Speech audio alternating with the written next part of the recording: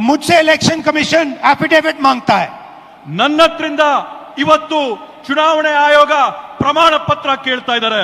मुझसे कहता है कि मुझे ओथ लेना है.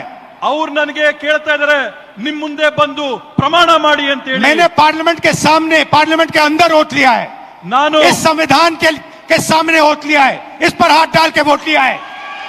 इस पे हाथ डालकर ओथ लिया है.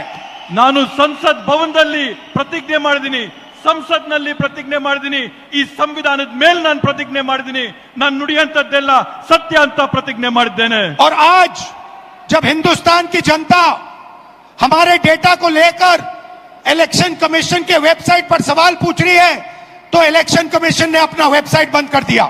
ಇವತ್ತು ನಮ್ಮ ದೇಶದ ಪ್ರಜೆಗಳು ನಮ್ಮ ಒಂದು ಪತ್ರಿಕಾಗೋಷ್ಠಿ ನೋಡಿದ ನಂತರ ಚುನಾವಣೆ ಆಯೋಗದ ವೆಬ್ಸೈಟ್ ಅಲ್ಲಿ ಪ್ರಶ್ನೆ ಮಾಡಕ್ಕೆ ಪ್ರಯತ್ನ ಮಾಡಿದ್ರೆ ಚುನಾವಣೆ ಆಯೋಗದ ವೆಬ್ಸೈಟ್ मध्य प्रदेश, राजस्थान, बिहार के वेबसाइट बंद कर दिए हैं.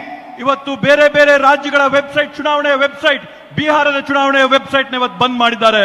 क्योंकि वो जानते हैं कि अगर हिंदुस्तान की जनता ने इसी डेटा को लेकर सवाल पूछना शुरू कर दिया तो उनका पूरा ढांचा कोलैप्स कर जाएगा. ಯಾಕಂತಂದ್ರೆ ಅವ್ರಿಗೆ ಮನವರಿಕೆ ಆಗಿದೆ, ಭಾರತ ದೇಶದ ಪ್ರಜೆಗಳು ಈ ಒಂದು ವಿಷಯನ ಕೇಳಿಕೊಂಡು ಪ್ರಶ್ನೆ ಮಾಡಕ್ಕೆ ಪ್ರಾರಂಭ ಮಾಡಿದ್ರೆ ಅವರ ಒಂದು ನಾಟಕ ಏನ್ ನಡೀತಾ ಇದೆ ಆ ನಾಟಕ ಮುಗಿದೋಗುತ್ತೆ ಅಂತ ಭಯ ಇವತ್ತು ಅವ್ರಿಗೆ ಬಂದಿದೆ.